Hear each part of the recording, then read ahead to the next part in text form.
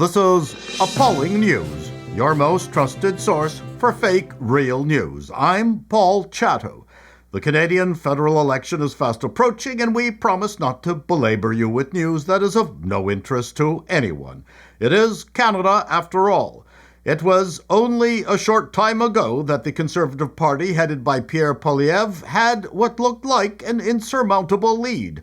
Back in December, the Conservatives were at 45% versus 11% for the Liberal Party, led by much-loathed junta leader Generalissimo Justin Trudeau. But in just 3 short months, the Liberal Party has the advantage, 46% versus 38%.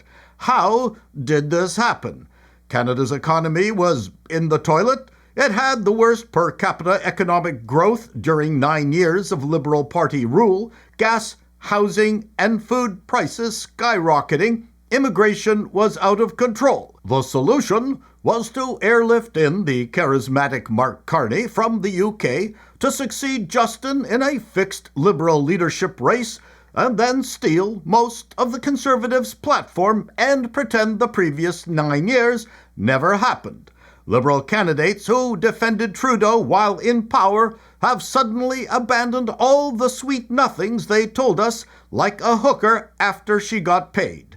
And Canadians look to be happy to go along. We suspect that Tim Hortons donuts are being spiked with Zoloft.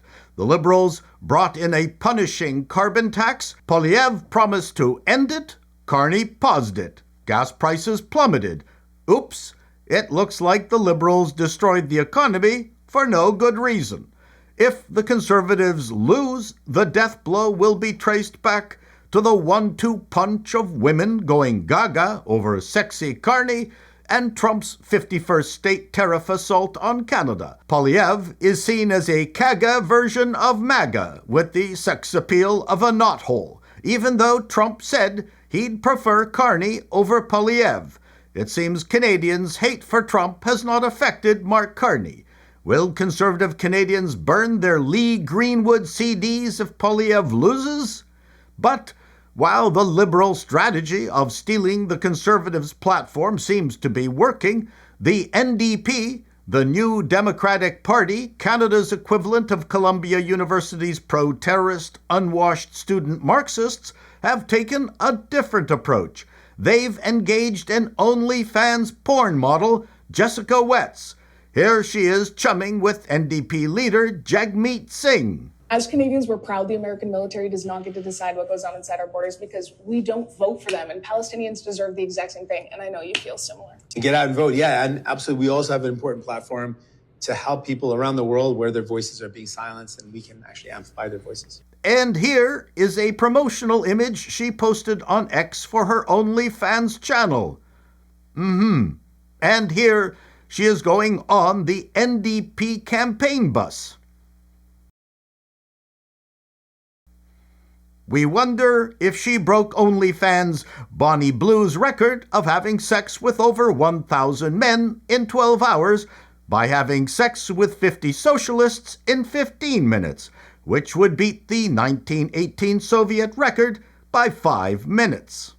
If you thought that was appalling, let's take you to the Cherry Blossom Fencing event at the University of Maryland hosted by USA Fencing. Stephanie Turner was up against Redmond Sullivan, a woman identifying trans male athlete. USA Fencing, a notoriously left-wing organization, has not been shy about its desire to allow males who identify as women to compete against actual women.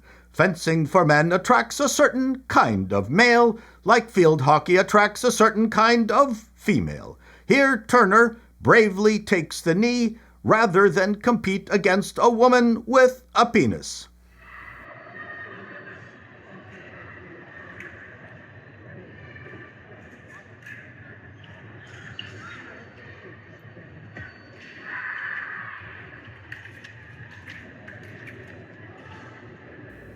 This clip, that has now been seen by millions, showed Stephanie Turner kneeling and throwing down her mask in protest of having to face the transgender fencer.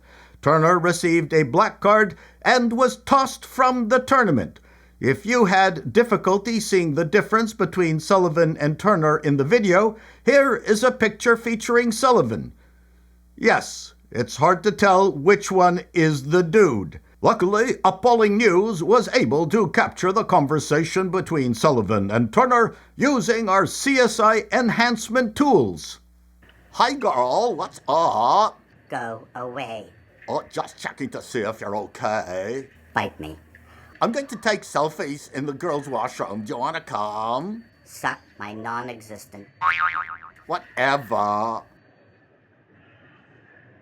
I have to give you a black card because I'm a hypocritical toady.